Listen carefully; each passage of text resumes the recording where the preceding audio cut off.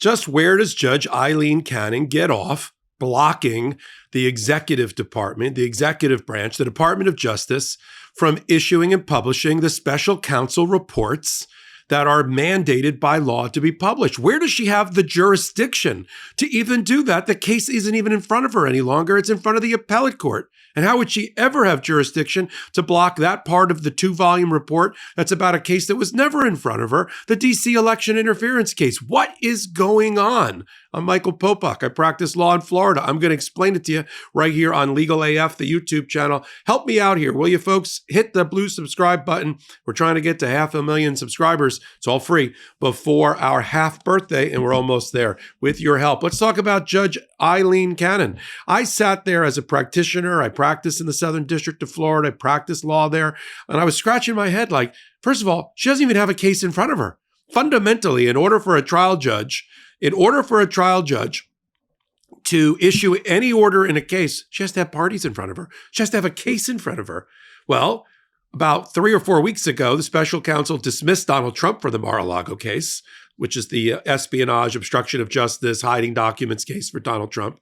And the judge herself, several months ago, dismissed the entire indictment, meaning she had no active case in front of her because she found, I think, unconstitutionally, I think improperly, she found that the special counsel was illegitimate and illegally appointed and unconstitutional.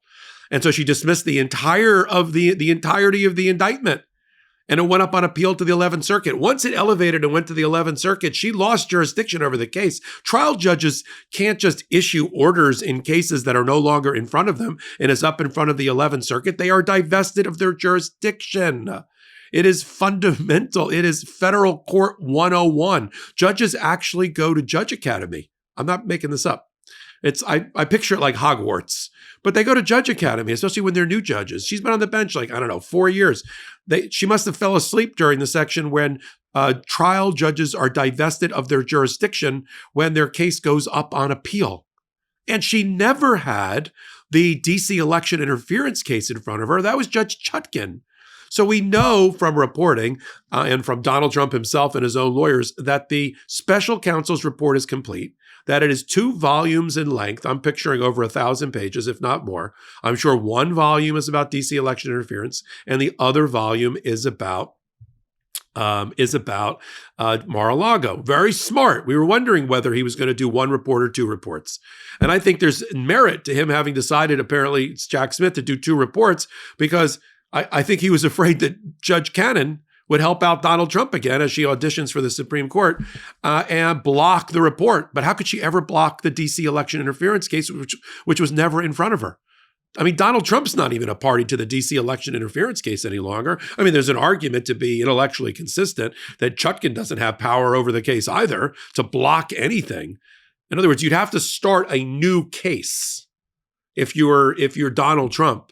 You'd have to some sort of mandamus action, some sort of prohibition, quo warranto. There's different procedural things that they can do, but within an existing case that he's not a party or using obviously transparently Carlos de Oliveira, the maintenance worker, and the butler valet guy, Walt Nauta, using their case to accomplish the block, which is what Donald Trump is doing, because that's all that's left in the case, is completely improper. And Nauta and de Oliveira are not parties to the DC election interference case. So again, where does Judge Cannon get off blocking when she doesn't have jurisdiction? And whatever jurisdiction she had over Mar-a-Lago dissipated, was divested when the case went up to the 11th Circuit, where it still sits. The 11th Circuit has been sitting for the last several months on the issue, fully briefed, as to whether Judge Chutkan was right or wrong, thumbs up or thumbs down. It's binary about whether she was right or wrong to dismiss the indictment, finding that the special counsel was improperly appointed under the Constitution.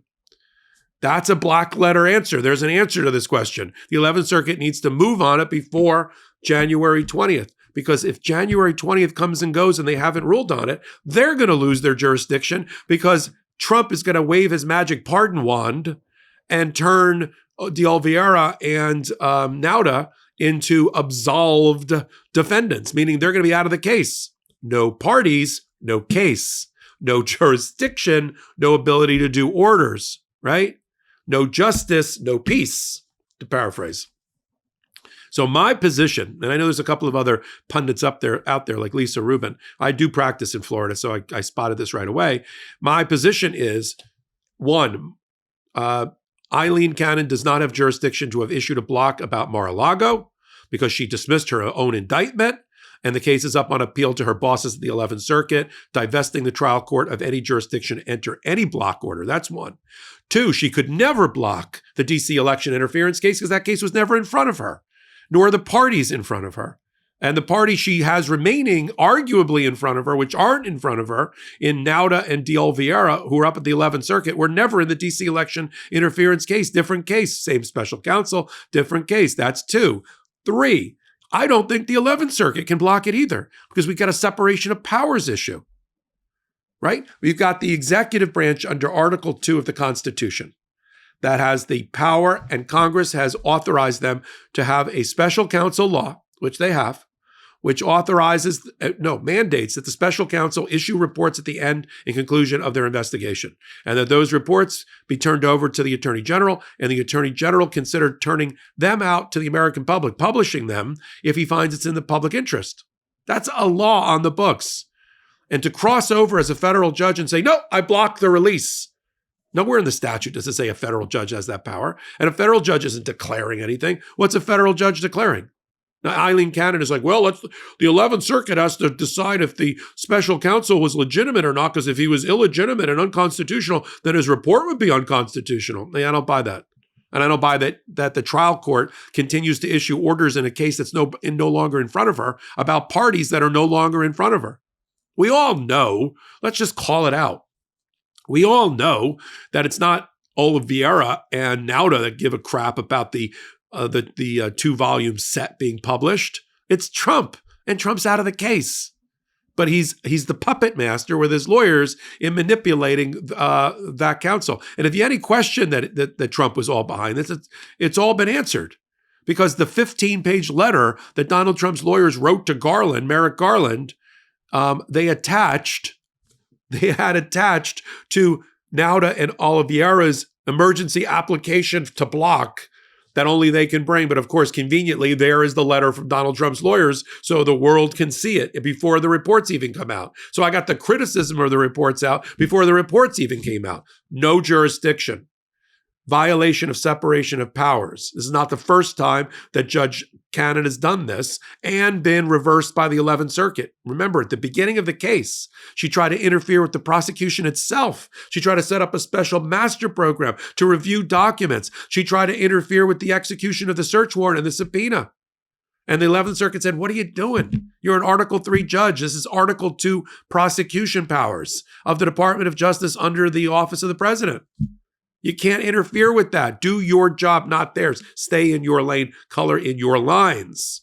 I think they're going to do that again here. If I'm now a friendly advice for the Department of Justice operating through the U.S. Attorney's Office in Miami, you can't just ignore the order, which told them they can't disseminate it or leak it or talk about it outside the Department of Justice until the 11th Circuit rules. But I would file 2 immediate papers, one in front of the 11th Circuit and one in front of Eileen Cannon. For Eileen Cannon, my paper would read motion for reconsideration and to be reheard and to vacate that order. They've done it before. Tell her she's wrong. Tell her she doesn't have jurisdiction. Tell her she needs to vacate that order ASAP. At the 11th Circuit, I would argue they don't have jurisdiction under separation of powers, and none of them have jurisdiction over the D.C. election interference case, plain and simple. That's what I would do.